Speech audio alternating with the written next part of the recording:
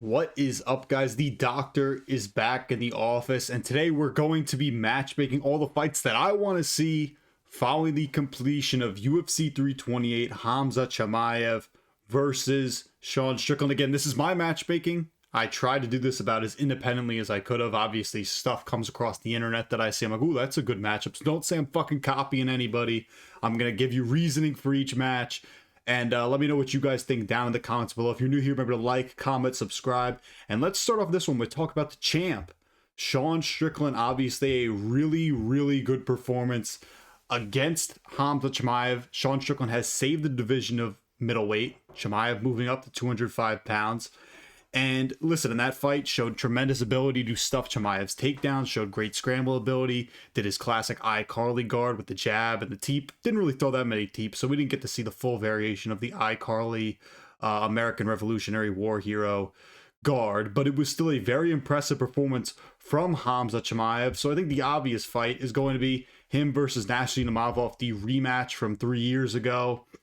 Listen, Strickland beat this guy on 2 weeks notice 3 years ago. I believe it was in the Apex, and Imavov is really good in my opinion. You know, he is French, so that kind of leads me to hate him. So he's kind of gay, and he does cheat with a lot of eye pokes, but he is a very talented boxer and striker. Looked really good against Kaio in his last fight. And if Strickland wins this against a prime Nasty Namavov, who's a guy who's on a 5-fight win streak, has beat Kaio, Brennan Allen, knocked out Israel Adesanya, beat Jared Cannonier, I also think beat Roman Dolidze in there. Where is Sean Strickland? Not only on the middleweight GOAT list, the GOAT list in general, because this guy's resume is he's only lost to DDP and Alex Pereira and lost to Cannonier. Arguably, I thought he won that fight. And the first DDP fight was very close. And this is a guy who has wins over Israel Adesanya, Khamzat Chimaev, Fluffy, who was on like a 100-fight winning streak, Brennan Allen, and Paulo Costa, who looked at Costa wins, going to continue to age well as he fights at the 205. Guy has a really, really good resume. It might not be the most fun fighting style, but man, that iCarly guard, man, it can get you fucking places, and it does a lot of work. And I can't wait for the DDP trilogy that we're going to get in the year after Sean Strickland slimes out Nasty Imavov by 48-40 or 48-47 unanimous decision. Listen, DDP, man, he lost for the fucking plot. You know, that he had to lose that for the plot. I don't think it's even a lock that DDP beats Sean Strickland in a trilogy, because Sean Strickland obviously arguably won the first fight, and the second fight he had staph and a broken arm. And I think Sean Strickland has continued to get better, and who the fuck knows? I think it's very possible that he could beat DDP in a rematch. But in the meantime, you know, Nasty Namavov's the number one contender. We're going to get Imavov versus Sean Strickland. I'm really excited for that one. Moving on to the loser of the main event, Khamzat Chimaev. Khamzat Chimaev, he's moving up to 205, obviously. There's really only one fight to make, and that's going to be Paulo Costa versus Khamzat Chimaev. Listen, these guys are dudes who have beef with each other. I mean, they were supposed to fight at UFC 294. I think Khamzat Chimaev caught the fucking cold, or he had allergies and dropped out of that one. I believe that's the reason. I honestly forget why that withdrew. It's been so long. I think that was like 3 years ago, or 2 years ago. These are two former middleweights, massive names, needs to fucking happen. Winner of this can get a title shot against Olberg. Brings a ton of life to the division. And listen, seeing Chimaev lose honestly makes the move to 205 more interesting, because you knew he was moving up to 205 regardless of what happened in this fight. But now kind of seeing him almost be human and seeing somebody kind of stuff his takedowns and scramble a lot and also piece him up with the jab is interesting. You know, it's like, oh, this guy is fucking beatable. And now you're kind of seeing a Chimaev where he's forced to rely on his striking when the urgency with the takedowns isn't there, because he doesn't want to gas himself out. And I'll say this, I don't think it's a lock that this dude is necessarily dominant at 205. Originally, I thought that was going to be the case after he beat Sean Strickland. I figured he beat Strickland, he's going to move up to 205. He's just going to destroy Olberg and probably beat Paulo Costa and beat Yuri Prohaska. Now I'm like, you know, his gas tank, there's still questions kind of there. And you've kind of seen him gas out and kind of slow down and against guys who've given him resistance, like Sean Strickland, like Gilbert Burns, like Kamaru Usman. And also, man, how'd this guy make 170, man? He's cutting like fucking 80 pounds. I don't know how he does it. Guy's a freak. I think it is weird that he is moving up to 205, because obviously he's like 6'3", and he's weighing in at what, 220 pounds? Like, that's what he walks around at. But his frame is almost perfect for 185. And I do kind of worry that moving up to 205, where Sean Strickland did look bigger than him at 185, and Khamzat Chimaev kind of has like a narrow build, like narrow shoulders and really thin legs. Like, I wouldn't be shocked if Paulo Costa just beat the shit out of him. I know that kind of sounds dumb, but like, this is not an easy fight for Khamzat Chimaev whatsoever. You got a guy in Paulo Costa who has power, can grapple, looks so good against Azamat Murzakanov, and he has a great chin. And, I know he has worse cardio than Strickland and is worse defensively, but, it's a very intriguing fight, and the winner of this can save the division, because I think they can beat a Carlos Holberg. You never know, though, because Carlos Holberg can fluke a fucking left hook again. I wouldn't be mad if I saw Carlos Holberg knock out fucking Khamzat Chimaev. It wouldn't piss me off at all. But I'll say this again, interesting with the narrow shoulders and the fucking skinny legs. I don't think it's a guarantee that Khamzat Chimaev just goes up here and just wrestle fucks everybody. I think he could have some problems. I'm interested to see what's next for him, but that's the fight to make: Khamzat Chimaev versus Paulo Costa. Moving on to the co-main event, where Joshua Van defeated Tatsuro Taira by 5th round finish. Looked incredible.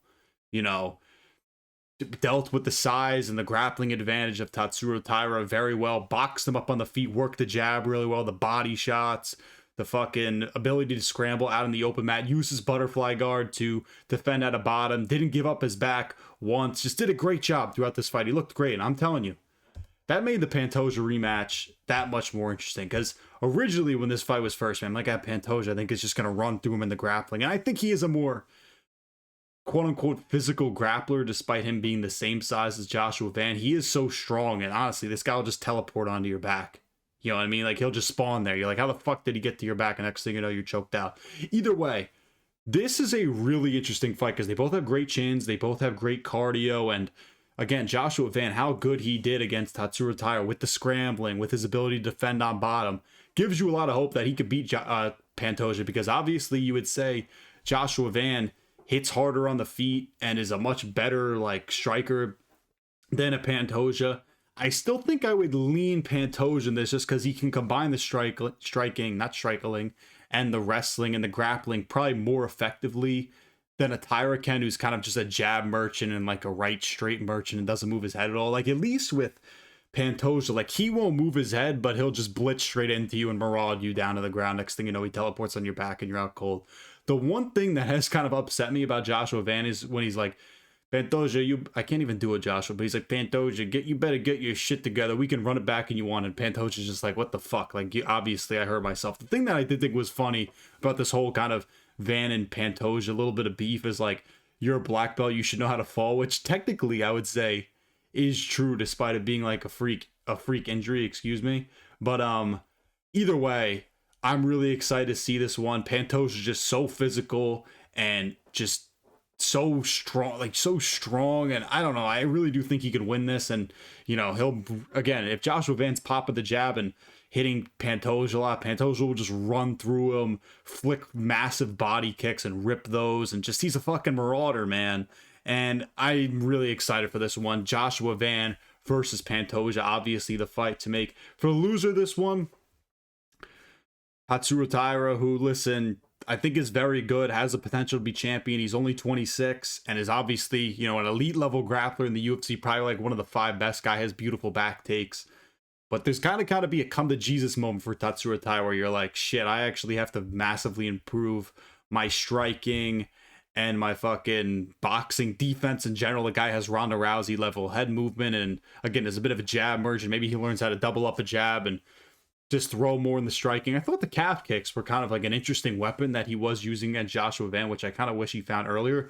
But either way, I'm blocking fucking Manel Kopp's head. Hold on, let me move my screen somewhere to the middle. Either way, I think Tatsuro Taira versus, it could be the winner of Kyoji Horiguchi versus Manel Kopp. It could be the loser of that, because you got to look at it this way.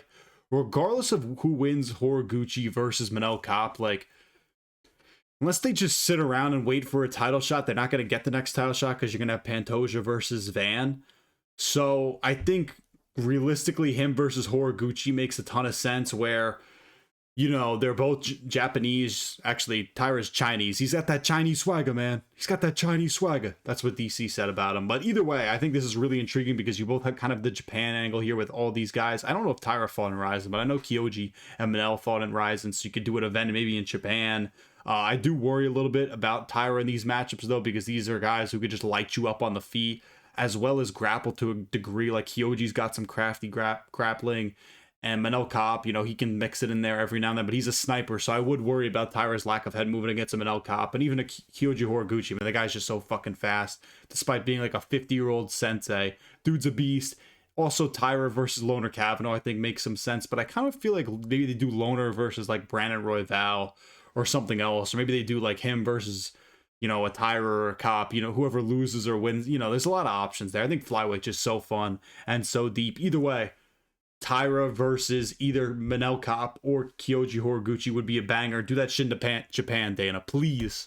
Moving on to Alexander Volkov, and this is the easiest one to matchmake. Just give him the fucking whoever loses, or just whoever's remaining from this hodgepodge of three dudes. You know what I mean? Whoever wins this, if Pereira beats Gon and then Pereira beats Aspinall, I'll give him fucking Pereira. Alexander Volkov should sit on his ass for the next year and do absolutely nothing. Should just collect checks, fucking do sponsorship deals, I don't know, do rain bet ads, do whatever you can possibly can. This guy should not fight for a year. He just needs to wait out the winner of this whole mess. And really just goes to show you how much of a fucking loser Ciryl Gane is, because he messed up the entire timeline, robs Alexander Volkov, then proceeds to just poke Tom Aspinall in the eye repeatedly. So now we have to get fucking Alex Pereira and Ciryl Gane on the White House lawn, on the South Lawn, for fucking a fake belt, an interim belt, and we don't even know when Tom Aspinall is coming back. It should be Alex Pereira versus Tom Aspinall at the fucking White House. Ciryl Gane, he's an absolute fucking shit fighter. Alexander Volkov, he should be next up for the belts. Fuck him. Pereira, great fighter. Fucking hate this guy. But listen, Volkov should sit out. He beat Almeida, Pavlovich, Waldo. You deserve this. And listen, it would not shock me if they just turned around and said, fuck you, Alexander Volkov. You got to fight Josh Hogan after he knocks out Derek Lewis. Don't be surprised when that shit fucking happens. But either way, this is the logical one. He's got to wait for this hodgepodge of fucking heavyweights to figure the division out. And for the loser of that fight, Waldo Cortes Acosta. I know people on fucking Instagram were acting like this guy won the fight. I'm a Waldo guy. No, but I Dominica Papi. He didn't win that shit, bro. I'm telling you, I know it in the baseball. He fucking lost that shit. You know, his ability to not really cut off the cage against Volkov, who clearly showed better footwork, and he was just kind of getting point fight and having to force himself to fight on the front foot, kind of was just the death of him. He just kept hunting for that big right hand, couldn't really find it, thought he was Derek Lewis. You're not Derek Lewis, pal. Either way, we're getting fucking Volkov versus Josh Hogan. And let me tell you why.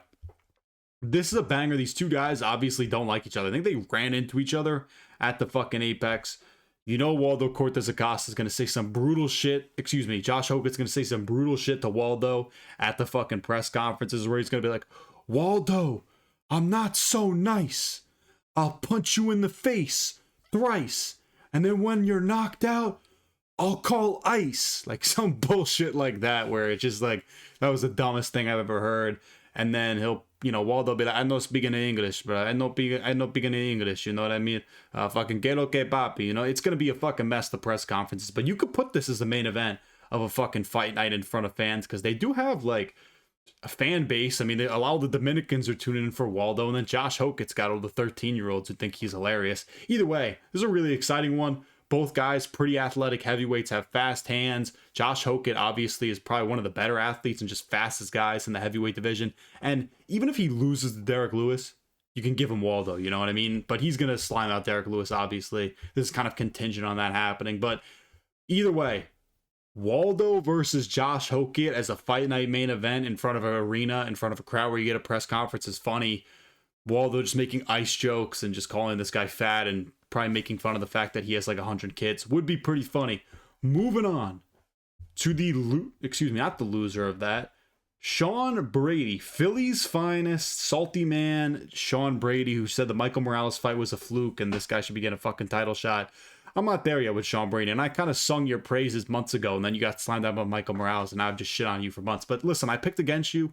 You're 30, 25. Joaquin Buckley, you made him look like an absolute bitch. we're giving you Sean Brady. And I know, excuse me, or we're giving you JDM. And JDM's my guy. I don't really want to see him get smudged out by Sean Brady.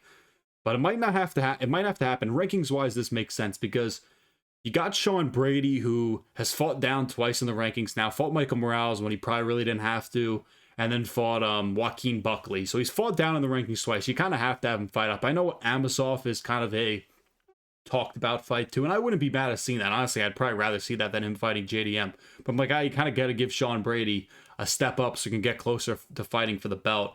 And I kind of wanted this fight for JDM after he lost to Islam, because I'm like, he's not going to get knocked out, and you know, he needs to improve his grappling in general and his takedown defense, so he's got to do it against Sean Brady. He could very well just box Sean Brady's head off. That's what I think he would do.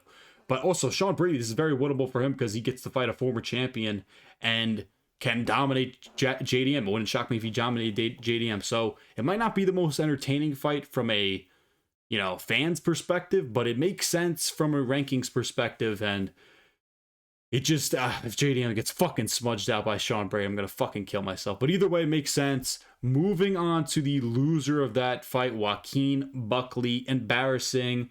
Trained for a year with Kamaru Usman and couldn't figure out how to get out of bottom, force any scrambles, let Sean Brady just pass his guard at will, proceeded to kick on the feet when he shouldn't have and just get taken down.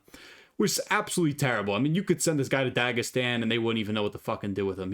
I think he's just that far gone in the grappling. Any hope of that you had for Joaquin Buckley to become a champion in the UFC, throw that shit out the window, fucking burn it and light it on fire and forget about it, because it's never going to fucking happen. Either way, got to give this guy a striker, right? So I was thinking MVP, but I'm like, I don't even want to mention MVP on this channel. He is so disgusting, and I don't want to ever force an MVP fight onto anybody's eyes. So we're going to give him fucking Mike Malott, who is pretty boring, but rankings-wise, it makes sense. They're very close in the rankings. Mike Malott's on a 4-fight win streak. Beat Trevor Giles, Charles Radke, Kevin Holland, Gilbert Burns. Like I'm pretty sure we don't think Mike Malott's even good, but he is. You know, he's won 4 in a row. He gets all these favorable matchups where he gets the fight in fucking Canada. Rankings-wise, they're right near each other. I think Buckley's 9 and Mike Malott's 11. Never forget 9-11. Like, again, you kind of have to give Joaquin Buckley a striker because you don't want to see this guy get smudged again. You know, ideally, you want to see him get a highlight KO, and why wouldn't you do it against a Neil Magny victim and Mike Malott? I don't see why. I think Uros Medic, Leon Edwards, D-Rod are all kind of fucking options, but they're all kind of rumored to fight each other, and I don't really know what's going on there. And MVP will fight one of those dudes. So just give Joaquin Buckley Mike Malott. Hopefully he slimes this Nelk boys. Let's get Sandy fucking Mike Malott out. Shout out Ben Time for that one. Hopefully that happens. Moving on to Bobby Green, who, listen, man, looked like fucking Neo in the Matrix. The way that this guy's moving, a title shot could be in play. Again, looked like Neo in the Matrix against Jeremy Stephens. Got the rear naked choke. Is dancing around, dodging punches his last 3 fights. Beat Lance Gibson and Daniel Zellhuber. A lot of people want to give this guy a ranked dude or fucking Beneil Dariush. I'm going to give him a guy in that 20 range, and I've matched him up with somebody else on this channel before. He's getting Tafik Musayev. I essentially throw Tafik Musayev to whoever's hot. I gave him Chris Padilla on like a couple videos ago. Terrence McKinney could also be an option to slime out Tafik Musayev. But the way Bobby Green's moving, this dude's moving like fucking Anderson Silva out there. That's what he looks like, lightweight Anderson Silva. He's getting finishes now in this late part of his career, which is pretty crazy because he used to be kind of a decision merchant. Now 2 of his last 3 fights, he's won by a crazy finish. I mean, dominated Daniel Zellhuber, not only on the feet, but even out wrestled him. That's how fucking good this guy is. And Tafik Musayev, he deserves to get destroyed because he's a terrorist, and he robbed Ignacio Bahamondes because he's a dirty fucking cheater. Way Bobby's moving at right now, I think he could get a finish here. Then we can give him a ranked guy. And I know some people want to give him Dan Hooker. That's crazy. Are we really going to give Bobby Green a top 10 guy? I know it's Dan Hooker, but he's beaten fucking Jeremy Stephens, who was fighting in, you know, street beefs. Daniel Zellhuber, who everybody knows sucks and is going to be working for the cartel soon, or maybe killed by the cartel soon. And Lance Gibson, who actually, that wins age well because he just slammed out Chase Hooper, but we don't even know if Lance Gibson's even that good. But either way, I'd rather just give Bobby Green to Tafik Musayev. I like this fight. It's fun. And if Bobby Green wins, we could all laugh in Tafik Musayev's face. And everybody loves fucking Bobby Green. And you know what? Bobby Green's getting custom shorts. We are all going to be rocking the Bobby Green custom shorts. Moving on to Ateba Gautier. Now, Ateba Gautier, I've made this match probably 2 other times on this channel. I know we called out Israel Adesanya, but I want to see him fight Kelvin Gastelum. I know Vittorio's been an option. We'll talk about Izzy in a little bit. I just think we got to give like Ateba Gautier at least a step towards the rankings of a guy who's not ranked, but like is at least tough. And I know Kevin Gastelum just got slimed out by Vicente Luque, so maybe this matchup isn't the best. But he does have a good chin for the most part. Vicente Luque does hit like a truck. Can wrestle, has good footwork, and you know, it's just like I guess a decent athlete despite being a fat lard of birria taco fat. It's just a step towards the rankings. I know we called out Izzy. I don't really see that fight happening yet. Like, my thing with the Israel Adesanya call out is like, are you really going to have Izzy fight a dude who hasn't even fought a guy who's like near the rankings? You know what I mean? I know he's fought Marauders, man, like Ozzy Diaz, Pulaev, Tristan Vines, Robert Valentin, fucking, you know, the who's who of the middleweight division.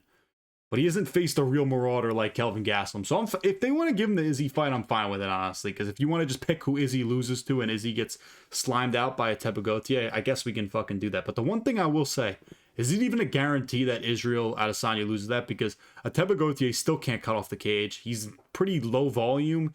And like, is it impossible that if Izzy just stays on the outside, could he outpoint Ateba Gautier and win a decision? I think Ateba Gautier would just eventually find his chin because Izzy Slimes will just throw away his game plan and act like a fucking idiot. But I'm just putting it out there. I don't think it's impossible that Izzy would win that. It would be a little bit of a passing of the torch if Israel Adesanya lost to Ateba Gautier, similar to how it was Anderson Silva versus Izzy many years ago. Either way, I want to give Ateba Gautier a real marauder like Kelvin Gastelum has a pretty good chin.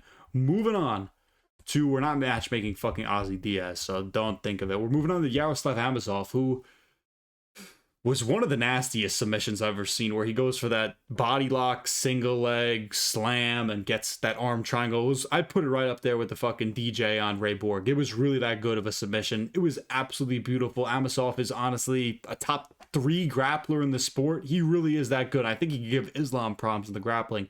That's how good he is. And again, I mentioned how I was considering giving him Sean Brady, but I think him versus Bilal does make a lot of sense, because win or lose for Bilal against Gabriel Bonfim, the guy's never getting near a title shot, you know what I mean? He's not getting close to a title shot. You can make this the fight night main event in the Apex. I mean, this is literally a perfect Apex fight. 2 grapplers going at it who are very high level. Both have like really weird striking where they're decent boxers, I would say. I know we like to make fun of Bilal for his Canelo hands, but he does have them. And I get you could do Yaroslav Amosov versus Brady, but like, Sean Brady needs to fight up in the rankings, and this is just a fun grappling match. I'm really all for Yaroslav Amosov versus Bilal Muhammad, and I'm not picking against... This would be like my 2 love childs in Bilal, who I used to hate, versus Amosov, who I've disrespected picking against Joel Alvarez, who I should never have done that. Whatever. Moving on, we're going to talk about Joel Alvarez, and Joel Alvarez is an interesting spot, because I think a lot of people kind of overrated him, including myself. He got absolutely dominating the grappling against really one of the top grapplers in the sport. He needs to fight a real welterweight, because he's only 1-1 in the welterweight division. You know, was a freak at light heavyweight.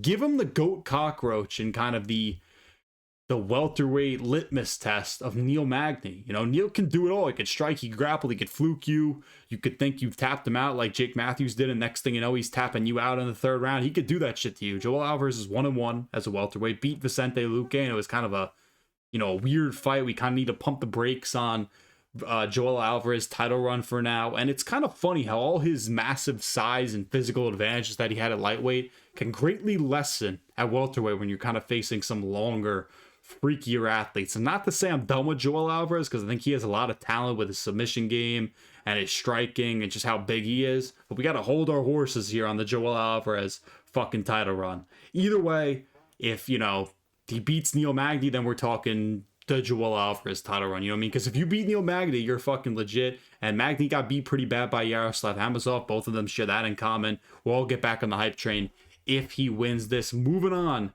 to Grant Dawson, who won one of the dumbest fights you'll ever see against Mateusz Rebecki, where he probably shouldn't have won if Rebecki had any fight IQ whatsoever and decided to grapple. We're going to give him a classic that I know Bedtime just made this, but I also made this fight months ago. Grant Dawson versus Beneil Dariush. I love this matchup. I don't want to see Beneil Dariush get slimed out with the Ludovic Kleins of the world, the fucking Chris Duncans, the Bahamondeses, the Riboviches, the Torreses. They almost had Torres fucking finish this guy. You know the UFC is probably going to do that, but Grant Dawson's like the 16th ranked guy. He's right out there. He was ranked before he lost to Manuel Torres. Looked good for the most part, great for the most part in the grappling against Rebecki. Let's just give him this fight. Fun scrambling fight, fun wrestling fight. Neither guy has to get chin. Beneil Dariush, maybe he wins, maybe he doesn't. Grant Dawson, maybe he wins, maybe he doesn't. Put this in the fucking Apex. This belongs in the Apex in front of 30 people. That's all I'll say about this one. It's going to be elite. I don't need to see Beneil Dariush get flatlined in front of 18,000 people anymore. Moving on to Mateusz Rebecki, who, I'm going to keep this short and sweet. It was one of the dumbest fight IQ moments you'll ever see. Had Grant Dawson out on the feet if he just kept striking and standing up, and instead tried to engage in the clinch and the grappling. And whenever he would sweep Grant Dawson on a kick, would just go to the ground with him. It made zero sense. Grant Dawson has no striking whatsoever. I have no clue what he was doing in that fight. Whatever. We're going to give him Cowboy Fernandez, who I don't think has gotten mentioned. Like, I never see this dude get mentioned like in UFC news or whatever. I don't know if he's hurt or what his deal is, but he was supposed to fight for SCM in August. I think ZM's grandma died, so he just destroys Harry Hardwick in the meantime. Slimed him out with calf kicks. This would just be a fun striking matchup with two guys who I think are good for the most part and are just fun to watch. So Cowboy Fernandez versus Rebecki. Moving on to Jim Miller, who he won pretty much how you figured he would win if Jared Gordon shot a bad takedown and was an idiot. And he won by slick guillotine. He signed like a new 5-fight contract, so he's going to be around for a little bit. He's not in the rankings. I don't think you're giving him somebody in the rankings yet. Let's just give him a fellow old man of the division, Carlos Diego Ferreira. Two old men just throwing down. Ferreira got slimed out by Alexander Hernandez. Fluked, some might say, against Hernandez in his last fight, and then lost to Grant Dawson before that. So he's not really near the rankings, but he's still good. I mean, this is still a very respectable guy, just a crafty vet. Both very crafty, just the craftiest of craftiest vets. Just the fight makes sense outside the rankings. That's all I can say. Moving on to Roman Kopylov. Listen, he looked kind of motivated in this fight. Probably could have gotten a finish in the second round if he showed any fight IQ and decided not to engage in the grappling with Marco Tulio. That was a step down in competition for Roman Kopylov. You know, I'd fought RoboCop and fucking Paulo Costa before that. So I think we're going to kind of keep him in the step down territory, but this time against a guy who was actually coming off a couple wins. And it's a weird one. It doesn't really make sense to me, but I didn't really know what to do with either one of these guys. Roman Kopylov versus Bisenger, Susurkaev. Kopylov looked good. The head kicks, obviously, Joe Rogan will get those head kicks are nasty, man. And Susurkaev can just leave himself so open, so I could see Kopylov just dropping with a head kick. It's not like Kopylov's really a prospect anymore, so you don't really have to build this guy up. Susurkaev, this is a jump up in competition for him, but he could always fluke some shit. He seems to always pull shit out of his ass in the third round.